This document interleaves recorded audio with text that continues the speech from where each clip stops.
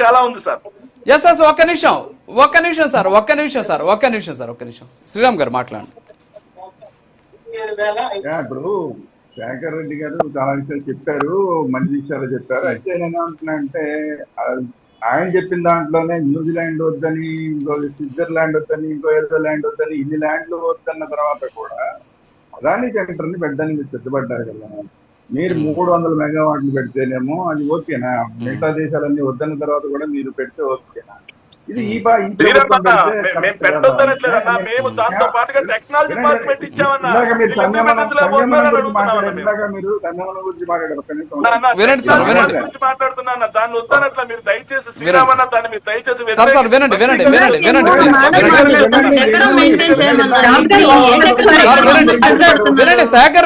వినండి శేఖర్ రెడ్డి గారు, please.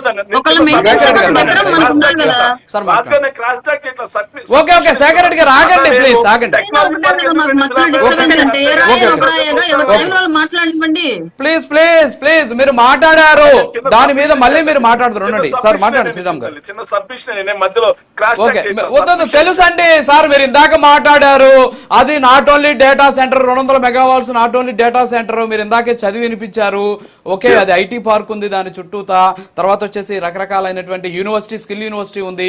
So ఇవన్నీ చెప్పారు. ఒక్క నిమిషం ఉండండి శ్రీరామ్ గారు, మాట్లాడండి ప్లీజ్.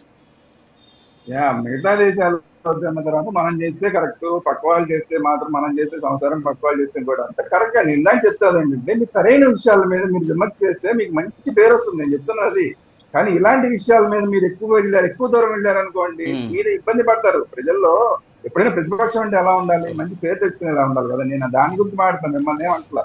రెండోది, ఇప్పుడు డేటా సెంటర్ గురించి ఒకటి మాత్రమే మాట్లాడతారు. డేటా సెంటర్ తో పాటు ఆ కేబుల్, సబ్సిడీ కేబుల్ అనేది వస్తుంది కదా, దాని వల్ల ఎంత ఉపయోగం జరుగుతుంది అసలు. ఇప్పుడు దాకా మన గుట్టంతా మన అసలు డేటా సెంటర్ అంటే అదేదో స్టోరేజ్ పాయింట్, లైబ్రరీ ఇట్లా మాట్లాడడం అనేది అసలు కరెక్ట్ కాదు. ఈ రోజు ఇంత పెద్ద దేశం 148 కోట్ల మంది జనం ఉన్న ఈ దేశం యొక్క గుట్టంతా కూడా, మన డేటా అంతా కూడా ఇప్పుడు అమెరికాలో ఉంది. అమెరికాలో ఉన్న డేటా సెంటర్లలో ఉంది. ఇప్పుడు అదంతా కూడా మన దగ్గరికి వస్తుంది కదా. ఇప్పుడు మిగతా దేశాల వాళ్ళందరూ కూడా మన దగ్గరికి వస్తారు కదా. డేటా అంటే ఈ రోజు డేటా అంటే చాలా చిన్న విషయాన్ని లాగా మాట్లాడుతున్నారు. ఇది కరెక్ట్ కాదు. ఈ రోజు మీ ఫోన్ నెంబరు, నా ఫోన్ నెంబరు మనకి రోజు మనకు వస్తుంటాయి, మనకి కాల్స్ వస్తుంటాయి మా కంపెనీకి సంబంధించి ప్రొడక్ట్స్ కొనడానికి. అది ఎలా వెళ్తుంది? మన నెంబర్ వాళ్ళ దగ్గరికి ఎలా వెళ్తుంది? అదే డేటా. ఆ డేటా కోసం మన నెంబర్ ఎవరి దగ్గర తీసుకున్నారో వాళ్ళు తీసుకున్నందుకు వాళ్ళకి ఎంత డబ్బులు అని కడతారు. అంటే డేటా అనేది చాలా పెద్ద విషయం. ఈ రోజు కంప్యూటింగ్ సిస్టమ్ వచ్చిన తర్వాత డేటా అనేది చాలా పెద్ద విషయం. ఇప్పుడు అలాంటిది మన డేటా మన దగ్గరే ఉంటుంది. మన డేటా వేరే వాళ్ళ దేశాల్లో ఉండదు. అది కాకుండా వేరే వాళ్ళ దేశాల డేటా అంతా కూడా ఇప్పుడు మన దగ్గరికి వస్తుంది. అది కాకుండా ఇంకోటి కూడా చెప్తున్నాం మీకు, అమెరికాలో ఉన్న ఇప్పుడు డేటా సెంటర్లు ఏవైతే ఉన్నాయో వాళ్ళందరూ బ్యాకప్ గా ఇక్కడ ఈ సెంటర్ ను వాడుకోవడానికి ప్రయత్నం చేస్తున్నారు. అంటే ఈవెన్ అమెరికా దగ్గర ఉన్న అన్ని దేశాల డేటా కూడా ఇప్పుడు మన దగ్గర బ్యాకప్ స్టేజ్ లో మన దగ్గర ఉంటుంది. ఇది చాలా పెద్ద విషయం. దీన్ని అర్థం చేసుకోవడం అంటే కంప్యూటర్ చేసిన వాళ్ళకి అర్థం అవుతుంది, సామాన్యులకు అర్థం కాదు. కాబట్టి మనం ఈ పరిస్థితులు మాట్లాడుకుంటున్నాం. ఇంకొకటి మాట్లాడాల్సిన విషయం ఏంటంటే, ట్రంప్ గారు ఎప్పుడైతే మన వాళ్ళందరినీ అక్కడికి రావద్దు, మన టెక్నీషియన్స్ రావద్దు అన్న పరిస్థితుల్లో మన వాళ్ళకి ఉద్యోగాలు అలాగా వేరే దేశాలని వెతుక్కోవాల్సిన పరిస్థితుల్లో ఉన్న సందర్భంలో అమెరికా తర్వాత అతిపెద్ద డేటా సెంటర్ భారతదేశంలో, అది కూడా వైజాగ్ లో పెడుతున్నారంటే ఇప్పుడు ఇక్కడంతా డెవలప్ అవుతుందంటే మన వాళ్ళకి ఇక్కడే ఉద్యోగాలు వస్తాయి కదా. అమెరికా కోసం మనం పరిగెట్టాల్సిన పని లేదు. ఇప్పుడు మనం వేరే దేశాలు ఏంటనే వెతుక్కోవాల్సిన పని లేదు కదా. సో ఇవన్నిటినీ కూడా దృష్టిలో పెట్టుకుని మనం మాట్లాడాలి. ఇంకోటి ఏంటంటే 1,36,000 కోట్ల రూపాయలు వస్తాయంటే పెట్టుబడి అంటారు. ఓన్లీ ఒక గూగుల్ కి సంబంధించి 1,36,000 కోట్ల పెట్టుబడి అంటే అసలు ఇది ఒక మనం ఉమ్మడి రాష్ట్రంగా ఉన్నప్పుడు ఆల్మోస్ట్ మన సంవత్సరం యొక్క బడ్జెట్ అది. మనకు గుర్తుంటే ఒక సంవత్సరం ఉమ్మడి రాష్ట్రంలో బడ్జెట్ ఒకప్పుడు అది. అంటే 1,36,000 కోట్లు ఒక సిటీకే వస్తే రేపు పొద్దున ఇప్పుడు ఇక్కడ మనం డేటా కంప్యూటర్ గురించి మాట్లాడుకుంటున్నాం, ఏఐ గురించి మాట్లాడుకుంటున్నాం, సబ్సీ కేబుల్స్ గురించి మాట్లాడుకుంటున్నాం.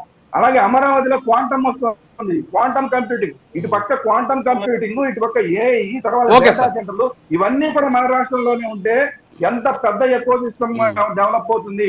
అది మనం దాని దృష్టిలో పెట్టుకుని ఏవైతే చిన్న మీరు చెప్పిన ఉన్నాయో ఎలక్ట్రిసిటీ అంటున్నారు, ఏ కరెక్ట్, దానికి మనం ప్రత్యామ్నాయం చూద్దాం. మీరే చెప్పారు కదా, మేమే ఇక్కడ ఏమో పెట్టామని. అలాగే వీళ్ళు కూడా పెడతారు. అలాగే వాటర్ గురించి కూడా ఇందాక చెప్పారు. మీరు ఏవైతే మీరు సమస్యలు లేవనెత్తారో అవి కరెక్ట్ సమస్యలు, ఆ సమస్యలు పరిష్కరించుకోవడానికి అవకాశం ఉంది.